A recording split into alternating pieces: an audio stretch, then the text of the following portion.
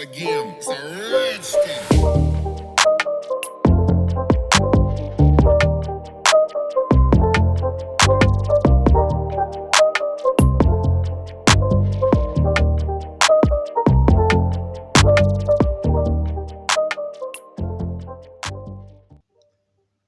Hello everyone, कैसे हैं आप सभी लोग। आज के इस वीडियो में हम जानेंगे 5 किंगडम क्लासिफिकेशन के बारे में। अगर आप एसएससी एग्जाम्स जैसे CGL, CHSL, CPO, MTS, JD या इन्हीं जैसे सिमिलर सिलेबस वाले एग्जाम्स की तैयारी करते हो तो इस टॉपिक से अगर आपके एग्जाम में क्वेश्चंस आएंगे तो आप आसानी से कर लोगे, बस इस वीडियो को अच्छे से कंप्लीट कर लोगे। तो एसएससी के प्रीवियस ईयर एग्जाम्स में पूछे गए इस टॉपिक के सारे क्वेश्चंस इस वीडियो में कवर हो जाएंगे। तो स्टार्ट करते हैं। 5 किंगडम क्लासिफिकेशन बायोलॉजी का एक चैलेंजिंग पार्ट है। क्लासिफिकेशन मतलब हर लिविंग ऑर्गेनिजम्स को सिस्टमेटिकली डिवाइड करना। अक्सर ये टॉपिक समझने में प्रॉब्लम होती है और ये नेचुरल भी है क्योंकि ये काफ़ी कॉम्प्लेक्स लगता है। लेकिन आज मैं आपको 5 किंगडम क्लासिफिकेशन बहुत ही प्रिसाइज, सिंपल और एक ऑर्डर में बताऊंगा जिससे आपको समझने में आसानी होगी और चीज़ों को याद करके आप आसानी से रिकॉल भी कर पाओगे। अब 5 किंगडम क्लासिफिकेशन ये एक सिस्टम है जो दुनिया के जितने भी लिविंग ऑर्गेनिजम्स हैं उनको समझने का एक नज़रिया देता है। इसमें जितने भी लिविंग ऑर्गेनिजम्स हैं उनको 5 डिफरेंट ग्रुप्स में डिवाइड किया गया है जिनको हम किंगडम भी बोलते हैं। इस सिस्टम को 1969 में रॉबर्ट विटेकर ने इंट्रोड्यूस किया था और ये 5 किंगडम्स हैं: मोनेरा, प्रोटिस्टा, फंगाई, प्लांटेई और एनिमिलिया। अब सबसे पहले हम पांचों किंगडम के बारे में कुछ चीज़ें एक फ्लो चार्ट की मदद से समझेंगे जिससे आप पांचों किंगडम को डिफ्रेंशिएट कर पाओगे कि ये एक दूसरे से कैसे अलग है। हम लिविंग ऑर्गेनिजम्स को 2 मेन कैटेगरीज में डिवाइड कर सकते हैं, प्रोकैरियोटिक और यूकैरियोटिक। ये डिवीज़न उनके सेल स्ट्रक्चर के बेसिस पर होता है। अब प्रोकैरियोटिक सेल और यूकैरियोटिक सेल में न्यूक्लियस का डिफरेंस होता है। प्रोकैरियोटिक सेल में न्यूक्लियस नहीं होता और यूकैरियोटिक सेल में वेल डिफाइंड न्यूक्लियस होता है। प्रोकैरियोटिक हमेशा यूनिसेलुलर होते हैं और यही कैरेक्टरिस्टिक्स वाले ऑर्गेनिजम्स मोनेरा किंगडम्स में आते हैं। अब यूकैरियोटिक ऑर्गेनिजम्स यूनिसेलुलर भी हो सकते हैं और मल्टीसेलुलर भी हो सकते हैं। अगर ऑर्गेनिज्म एक सिंगल सेल का बना हो और यूकैरियोटिक हो तो वो प्रोटिस्टा किंगडम में आएगा। अब यूकैरियोटिक मल्टीसेलुलर ऑर्गेनिजम्स को फर्दर 2 भागों में क्लासिफाई किया जा सकता है सेल वॉल के बेसिस पे। एक जिनके पास सेल वॉल होता है और एक जिनके पास सेल वॉल नहीं होता है। जिनके पास सेल वॉल होता है उनको फर्दर 2 भागों में क्लासिफाई किया जा सकता है फोटोसिंथेसिस के बेसिस पे। एक जो फोटोसिंथेसिस करते हैं और एक जो फोटोसिंथेसिस नहीं करते हैं। तो जो यूकैरियोटिक मल्टीसेलुलर ऑर्गेनिज्म जिनके पास सेल वॉल होता है और वो फोटोसिंथेसिस नहीं करते हैं वो फंगाई किंगडम के अंदर आते हैं और जो फोटोसिंथेसिस करते हैं वो प्लांटेई किंगडम के अंदर आते हैं। और जो यूकैरियोटिक मल्टीसेलुलर ऑर्गेनिजम्स जिनके पास सेल वॉल नहीं होता वो एनिमालिया किंगडम के अंदर आते हैं। अब आप इस फ्लो चार्ट के मदद से ही इन पांचों किंगडम के बारे में कुछ चीज़ें आप बता सकते हो। जैसे मोनेरा के बारे में आप बोल सकते हो कि यूनिसेलुलर प्रोकैरियोटिक ऑर्गेनिजम्स हैं। प्रोटिस्टा के बारे में बता सकते हो कि यूनिसेलुलर यूकैरियोटिक ऑर्गेनिजम्स हैं। फंगाई के बारे में बोल सकते हो आप कि ये यूकैरियोटिक मल्टीसेलुलर ऑर्गेनिजम्स हैं जिनके पास सेल वॉल होता है लेकिन ये फोटोसिंथेसिस नहीं करते हैं।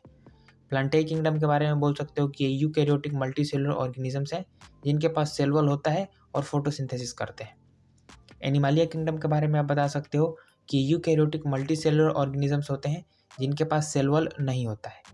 इन पांचों किंगडम में से आपको सबसे ज़्यादा प्लांट और एनिमल किंगडम के बारे में हमें ज़्यादा पढ़ना है क्योंकि इनके अंदर फर्दर आपको सब क्लासिफिकेशंस देखने को मिलते हैं। बाकी मोनेरा, प्रोटिस्टा और फंगाई इनके बारे में कुछ इंपॉर्टेंट चीज़ें जानेंगे और इनके एग्जाम्पल्स देखेंगे। आपके एग्जाम्स में मैक्सिमम क्वेश्चंस एग्जाम्पल से ही आते हैं। तो स्टार्ट करते हैं मोनेरा किंगडम से। ये यूनिसेलुलर प्रोकैरियोटिक ऑर्गेनिजम्स होते हैं। इनके पास न्यूक्लियस नहीं होता है और इनके अंदर मेनली बैक्टीरिया देखने को मिलता है। और यहाँ पे एक एक्सेप्शन भी है, बैक्टीरिया में सेल वॉल होता है और वो पेप्टिडोग्लाइकॉन का बना होता है। ये जो सेल वॉल है इनकी आउटर मोस्ट लेयर नहीं होती, ये इनके अंदर होता है। इनके आउटर मोस्ट लेयर ग्लाइकोकैलिक्स के बने होते हैं। एग्जाम्पल्स की बात करें तो आर्काई बैक्टीरिया, ये बैक्टीरिया आपको एक्सट्रीम कंडीशंस में देखने को मिलता है जैसे हॉट स्प्रिंग और सॉल्टी वाटर। यू बैक्टीरिया, ये बैक्टीरिया कॉमन बैक्टीरिया है और ये हर जगह पाया जाता है। साइनोबैक्टीरिया ब्लू ग्रीन एल्गी को ही बोलते हैं। कुछ नाइट्रोजन फिक्सिंग बैक्टीरिया होते हैं जो सॉइल में पाए जाते हैं, जैसे राइजोबियम, अजोटोबैक्टर। और कुछ हेल्पफुल बैक्टीरिया भी होते हैं जैसे ई कोलाई, ये हमारे डाइजेशन में मदद करता है। कर्ड यानी जो दही में बैक्टीरिया होते हैं उनको हम लैक्टोबैसिलस बोलते हैं। और माइकोप्लाज्मा भी एक बैक्टीरिया है।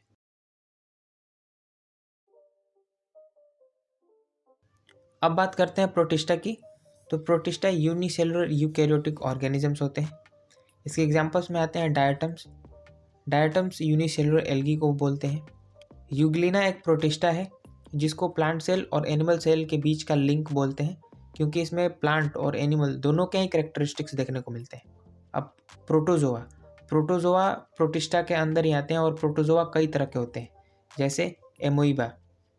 एमोइबा में आपको एक चीज़ ध्यान रखनी है कि इनमें सीडोपोडिया होता है जिसके मदद से ये मूव करते हैं।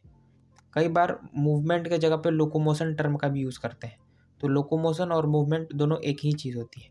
पैरामीशियम। पैरामीशियम में सीलिया टाइप का एक स्ट्रक्चर होता है जिससे कि ये मूव करते हैं। ट्रिप्नोसोमा। ट्रिप्नोसोमा से आपको स्लीपिंग सिकनेस होता है। इनमें फ्लेजला होता है फॉर मूवमेंट। प्लाज्मोडियम ये एक प्रोटोजोआ है जिससे मलेरिया होता है।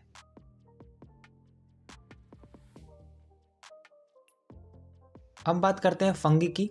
तो fungi eukaryotic and multicellular organisms होते हैं। इनमें सेल वॉल होता है और इनका सेल वॉल काइटिन का बना होता है। मोड ऑफ न्यूट्रिशन की बात करें तो ये सैप्रोफाइटिक होते हैं, मतलब कि डेड और डिकेइंग मैटर इनका फूड सोर्स होता है। पैरासिटिक लिविंग ऑर्गेनिज्म से अपना न्यूट्रिशन लेते हैं और इनके कारण डिजीजेस भी होते हैं। अब सिम्बायोटिक में फंगस किसी दूसरे के साथ सिम्बायोटिक रिलेशन में होता है, मतलब कि दोनों एक दूसरे के ही न्यूट्रिशन के सोर्स होते हैं। अब इसका एक एग्जाम्पल है लाइकेन फंगस और एल्गी के सिम्बायोटिक रिलेशन को बोलते हैं। अब फंगी के एग्जाम्पल्स की बात करें तो मशरूम, मोल्ड्स, ईस्ट और पेनिसिलियम। अब यहाँ पे ईस्ट एक एक्सेप्शन है। सारे फंगी मल्टीसेलुलर ऑर्गेनिजम्स होते हैं, ईस्ट यूनिसेलुलर होता है।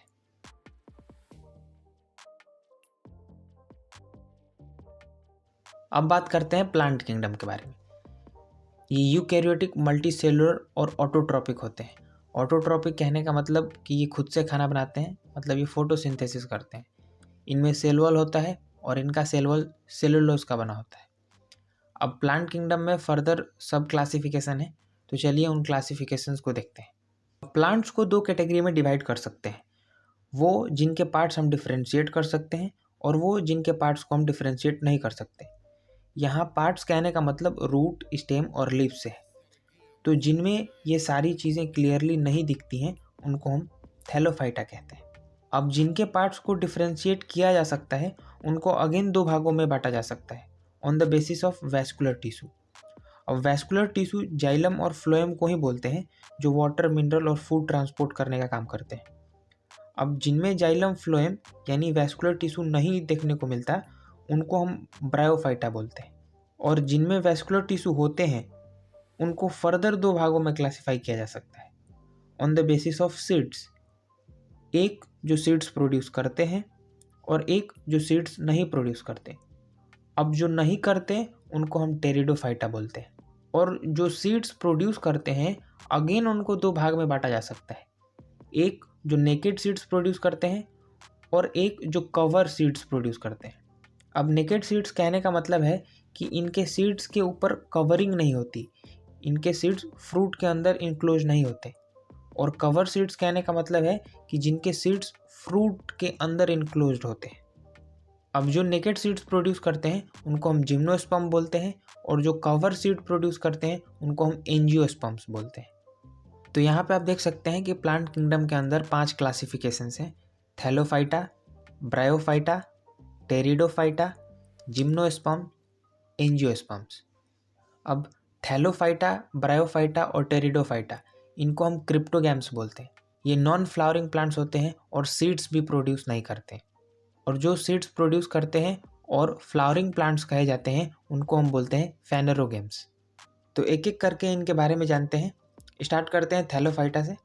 थैलोफाइटा का सिंपल बॉडी स्ट्रक्चर होता है और इनके रूट, स्टेम और लीव्स को डिफ्रेंशिएट नहीं किया जा सकता। ये लोअर मोस्ट प्लांट्स होते हैं हमारे प्लांट किंगडम के। एग्जाम्पल की बात करें तो जितने भी एल्गी हैं सारे एल्गी थैलोफाइटा के अंदर आते हैं, जैसे स्पाइरोगाइरा, लैमिनारिया जिसको हम केल्प भी बोलते हैं, फ्यूकस, अल्थोरिक्स, अल्वा, चारा, क्लाइडोफोरा, ये सारे के सारे एल्गी हैं। अब एल्गी को उनके नेचर ऑफ पिगमेंट यानी उनके कलर के हिसाब से क्लासिफाई किया गया है। जैसे ग्रीन को हम क्लोरोफाइका बोलते हैं, ब्राउन को फायोफाइका, रेड को रोडोफाइका, येलो को जेंथोफाइका और ब्लू ग्रीन को साइनोफाइका। अब बात करते हैं हम ब्रायोफाइटा के बारे में। तो ब्रायोफाइटा नॉन वैस्कुलर होता है, मतलब इसमें जाइलम और फ्लोएम नहीं होते हैं और इनके पास रूट्स नहीं होता, उसके बदले में एक टाइप का स्ट्रक्चर होता है जिसको हम रिजियोइड्स बोलते हैं। इनको एम्फीबियंस ऑफ प्लांट किंगडम भी बोलते हैं क्योंकि इसके कुछ स्पीसीज आपको पानी में भी देखने को मिलते हैं और लैंड पर भी देखने को मिलते हैं। एग्जाम्पल्स की बात करें तो Moses, Funaria, liverworts, मर्चेंटिया, Risia, hornworts, ये सारे एग्जाम्पल्स हैं ब्रायोफाइटा के। बात करते हैं टेरिडोफाइटा की।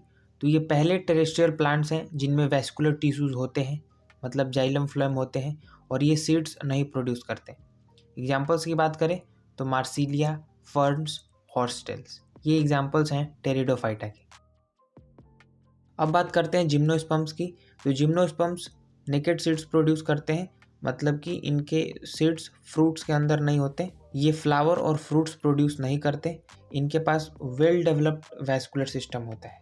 एग्जाम्पल्स की बात करें तो दियोडार, पाइन्स, गिंको, साइकस, ये सारे एग्जाम्पल्स हैं जिम्नोस्पर्म्स के। अब बात करते हैं एंजियोस्पर्म्स के बारे में। एंजियोस्पर्म्स फ्लावरिंग प्लांट्स होते हैं जो सीड्स प्रोड्यूस करते हैं और इनके सीड्स फ्रूट के अंदर होते हैं। इनके पास वेल डेवलप्ड वैस्कुलर सिस्टम होता है। अब एंजियोस्पर्म को भी फर्दर 2 भागों में क्लासिफाई किया गया है on the basis of cotyledon. जिसके पास एक कोटिलेडोन होता है उसको हम मोनोकोट बोलते हैं और जिसके पास 2 कोटिलेडोन होते हैं उनको हम डाइकोट्स बोलते हैं। मोनोकोट्स के एग्जाम्पल हो जाएंगे वीट, राइस और कॉर्न। डाइकोट्स के एग्जाम्पल हो जाएंगे पीनट, मैंगो, बीन्स। अब जैसे आपने पीनट्स देखे होंगे वो 2 हिस्सों में टूट जाते हैं क्योंकि उनके पास 2 कोटिलेडोन होते हैं। वहीं आपने चावल के दाने को देखा होगा, वो 2 हिस्सों में नहीं हो सकता क्योंकि उसमें एक ही कोटिलेडोन होता है। तो यहाँ पे हमने प्लांट किंगडम के 5 क्लासिफिकेशंस को देखे।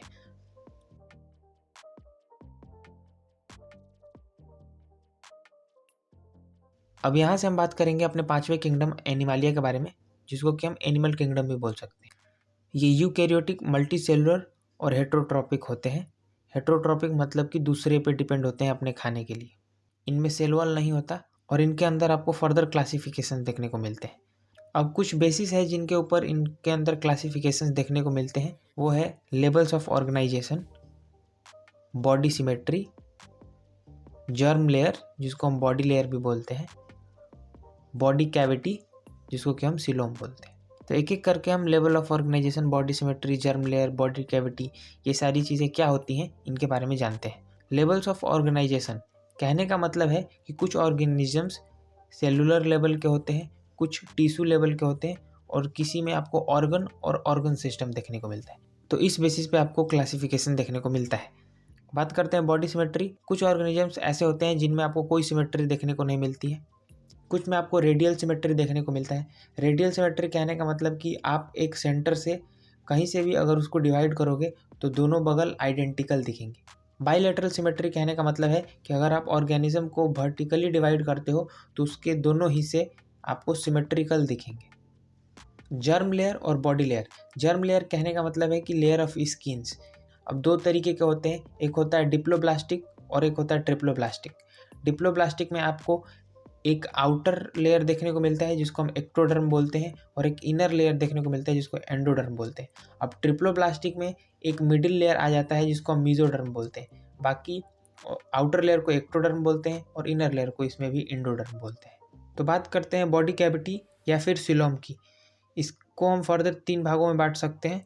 एसिलोमेट जिनमें कोई बॉडी कैविटी नहीं होता, स्यूडोसिलोमेट जिनमें पार्शियल बॉडी कैविटी होती है और सिलोमेट जिनमें ट्रू बॉडी कैविटी होती है। अब ये बॉडी कैविटी और सिलोम कहने का क्या मतलब है? अब मैं ये तीनों आपको एक एग्जांपल से समझाता हूँ। इमेजिन करो एक घर है जिसमें कोई भी खाली रूम नहीं है और पूरा स्पेस फर्नीचर से भरा हुआ है, मतलब कि वहाँ पे कोई भी कैविटी नहीं है। इसी तरीके से हम एसिलोमेट्स को बोलते हैं। एसिलोमेट्स वो होते हैं जिनमें ऑर्गन्स टाइटली पैक होते हैं, उनके बीच में कोई गैप नहीं होता है। अब सपोज करो कि एक घर है जिसमें कि रूम्स हैं, लेकिन उस रूम्स के सारे दीवार पूरी तरीके से नहीं बने हैं, तो उसी तरीके से सूडोसिलोमेट्स होते हैं। इनमें बॉडी कैविटी होती है लेकिन वो पूरा फुली डेवलप्ड नहीं होते हैं, कुछ चीज़ें मिसिंग होती हैं इसमें। अब आप इमेजिन करो परफेक्टली डिजाइन हाउस जिसमें कि प्रॉपर रूम्स हैं, पूरे दीवार अच्छे से बने हुए हैं, तो उसी को हम सिलोमेट्स बोलते हैं, जिसमें फुल बॉडी कैविटी होती है, प्रोटेक्शन होता है। आई होप आपको एसिलोमेट, स्यूडोसिलोमेट और सिलोमेट के बारे में आपको समझ में आ गया हो। एनिमालिया किंगडम के अंदर बहुत सारे ग्रुप्स हैं जिनको हम फाइलम बोलते हैं। तो पहला है पोरीफेरा, उसके बाद है सिलेंट्रेटा जिसको हम सिनिडारिया भी बोलते हैं, उसके बाद टीनोफेरा, प्लेटीहेल्मिन्थीस, एस्केल्मिन्थीस जिसको हम नीमाटोडा भी बोलते हैं, एनिलिडा, अर्थ्रोपोडा, मोलास्का, एचिनोडर्माटा, हेमिकोर्डाटा और कोर्डाटा। अब हम बात करेंगे एनिमालिया किंगडम में जितने भी फाइलम हैं उनके level of organisation, symmetry, germ layer और बॉडी कैविटी के बारे में। स्टार्ट करते हैं लेवल ऑफ ऑर्गेनाइजेशन से। तो पोरीफेरा में सेलुलर लेवल का होता है, सिलेंट्रेटा और टीनोफेरा में टिश्यू लेवल का ऑर्गेनाइजेशन होता है, और बाकी सब में ऑर्गन या ऑर्गन सिस्टम लेवल की ऑर्गेनाइजेशन होता है। सिमेट्री की बात करें तो पोरीफेरा एसिमेट्रिकल होता है, इसकी कोई सिमेट्री नहीं होती। सिलेंट्रेटा और टीनोफेरा इनकी रेडियल सिमेट्री होती है, और बाकी बचे सारे बाइलेटरल सिमेट्री के होते हैं। आपको सिर्फ एचिनोडर्माटा में याद रखना है कि इसमें रेडियल और बाइलेटरल दोनों ही सिमेट्री देखने को मिलता है। बात करते हैं जर्म लेयर्स की। तो पोरीफेरा, सिलेंट्रेटा और टीनोफेरा ये तीनों डिप्लोब्लास्टिक होते हैं, और बाकी बचे सारे ट्रिप्लोब्लास्टिक होते हैं। पोरीफेरा, सिलेंट्रेटा, टीनोफेरा और प्लेटीहेल्मिन्थीस ये चारों आपके एसिलोमेट होते हैं, इनमें ट्रू बॉडी कैविटी नहीं होती।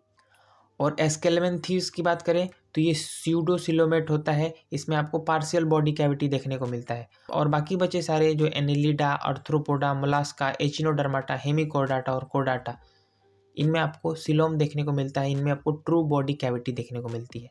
तो यहाँ पे हमने एक ही जगह पे सारे फाइलम्स के level of organisation, symmetry, germ layer और बॉडी कैविटी के बारे में देखा। अब इनके अलावा जो कुछ भी इनके बारे में जानने लायक हैं वो हम जानेंगे और इनके एग्जाम्पल्स को जानेंगे।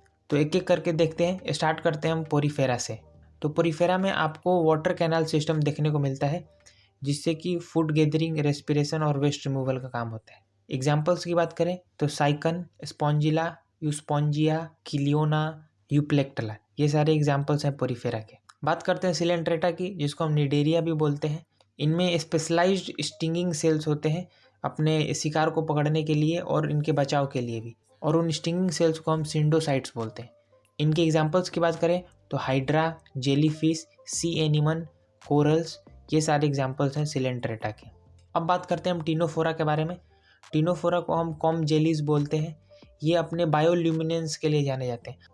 अब बायोल्यूमिनेंस का मतलब है कि ऐसे ऑर्गेनिज्म जो लाइट प्रोड्यूस करते हैं। अगर इसके एग्जांपल की बात करें तो टीनोप्लाना, नीमियोप्सिस, ये एग्जांपल्स हैं टीनोफेरा के। बात करते हैं प्लेटीहेल्मिन्थीस की, तो इनको फ्लैट फॉर्म्स भी बोला जाता है, और इनमें आपको एक फ्लेम सेल्स देखने को मिलते हैं जो कि ऑस्मो रेगुलेशन और एक्सक्रीशन में मदद करते हैं। Osmo regulation water balance control करने को ही कहते हैं, और एक्सक्रीशन मतलब रिमूवल ऑफ वेस्ट। अब इनके एग्जाम्पल्स की बात करें तो प्लेनेरिया, टेपवॉर्म्स, लिवर फ्लूक, ये प्लेटीहेल्मिन्थीस के एग्जाम्पल्स हैं।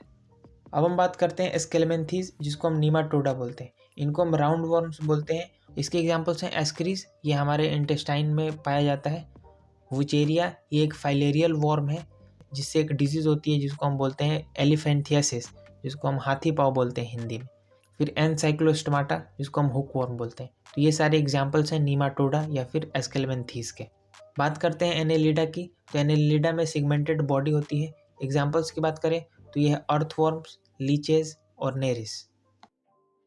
अर्थ्रोपोडा, अर्थ्रोपोडा लार्जेस्ट और मोस्ट डाइवर्स फाइलम है पूरे एनिमल किंगडम में। इसमें आपको बहुत सारे ऑर्गेनिजम्स इस फाइलम में आपको देखने को मिलते हैं। इनमें भी सेगमेंटेड बॉडी होती है और इनके बॉडी को 3 भागों में बांटा जा सकता है, हेड, थोरेक्स और एब्डोमेन। इनके जॉइंटेड लेग्स होते हैं जो कि उनकी फ्लेक्सिबिलिटी और मूवमेंट में मदद करते हैं। ओपन सर्कुलेटरी सिस्टम होता है। ओपन सर्कुलेटरी सिस्टम कहने का मतलब है कि इनमें कोई स्पेशलाइज्ड ब्लड वेसल्स नहीं होते हैं, ब्लड फ्रीली बॉडी कैविटीज में मूव करते हैं। इनमें एक्सोस्केलेटन होता है जो कि काइटिन का बना होता है। काइटिन एक टफ और फ्लेक्सिबल सब्सटेंस होता है और इसके एग्जांपल्स हैं house fly, butterfly, mosquitoes, beetle, spider, scorpion, ये सारे आर्थ्रोपोडा के अंदर आते हैं। बात करते हैं मोलस्का की। इनकी सॉफ्ट बॉडीज होती हैं और हार्ड एक्सटर्नल सेल से प्रोटेक्टेड होती है। इनके पास एक स्पेशलाइज्ड फीडिंग ऑर्गन होता है जिसको हम रेडुला बोलते हैं और ये माउथ में प्रेजेंट होता है। इनके एग्जांपल्स की बात करें तो Snell's, octopus, म्यूजेल, cuttle fish etcetera, ये सारे एग्जांपल्स हैं मोलस्का के। अब बात करते हैं हम एचिनोडर्माटा के बारे में। इनके पास स्पाइनी स्किन्स होते हैं जो कि एज अ डिफेंस की तरह काम करते हैं। इनके पास एक वाटर वैस्कुलर सिस्टम देखने को मिलता है जो इनके मूवमेंट, खाने और रेस्पिरेशन में मदद करता है। एग्जाम्पल्स की बात करें तो स्टारफिश, सी अर्चिन, सी लेली, ये सारे एग्जाम्पल्स हैं एचिनोडर्माटा के। तो बात करते हैं हम हेमिकोडाटा की। तो हेमिकोडाटा के ऑर्गेनिजम्स में आपको प्रोबोसिक्स ग्लैंड्स देखने को मिलता है जो कि एक्सक्रीशन में मदद करता है। अब हेमिकोडाटा में एचिनोडर्माटा और कोडाटा के बीच के फीचर्स होते हैं। इसके एग्जाम्पल्स हैं बेलोनोग्लोसस, सिफेलोडिस्कस। अब हम बात करते हैं कोडाटा के बारे में।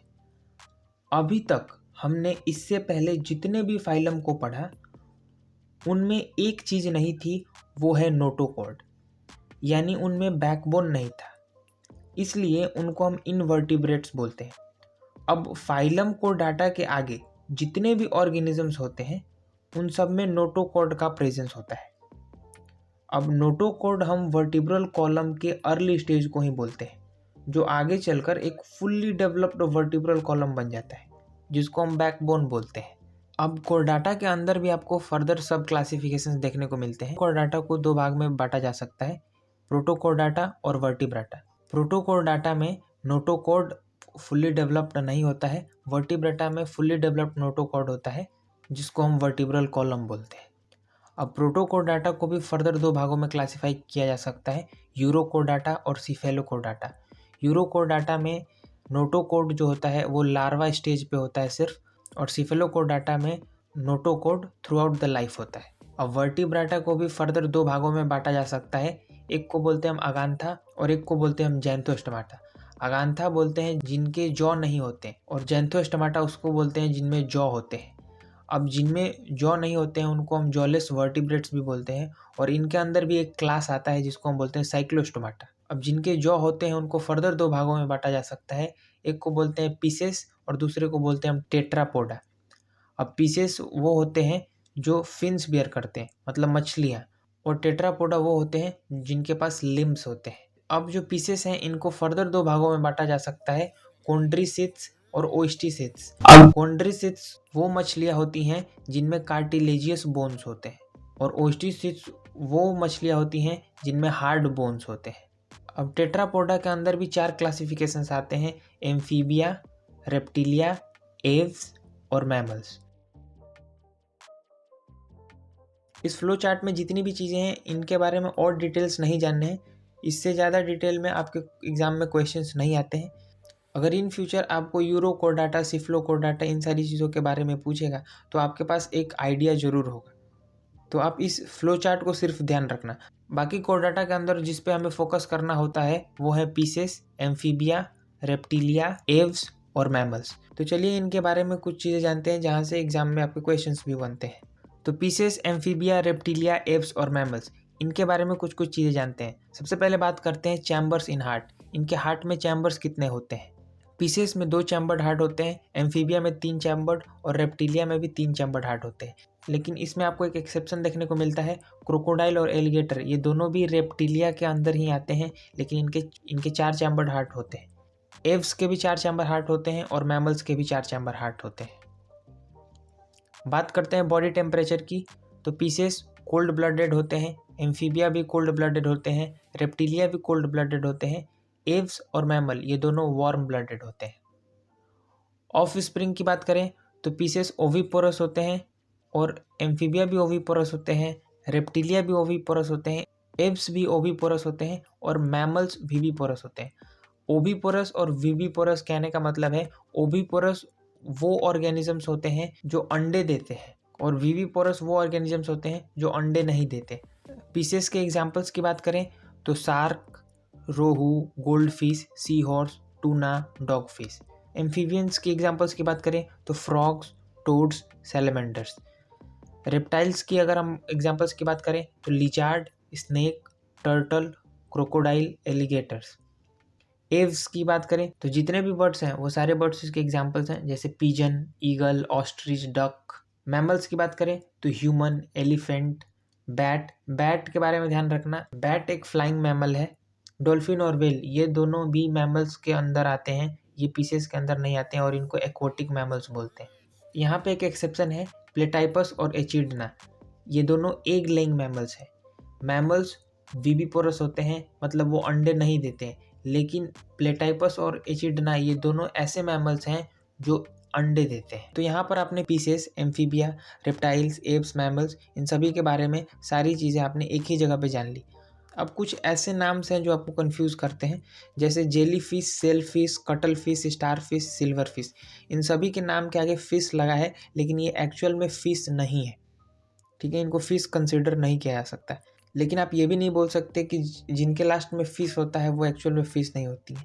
हमने पीछे एग्जाम्पल में देखा कि गोल्ड फिश, डॉग फिश, इनके आगे फिश लगा है और ये एक्चुअल में भी फिश है।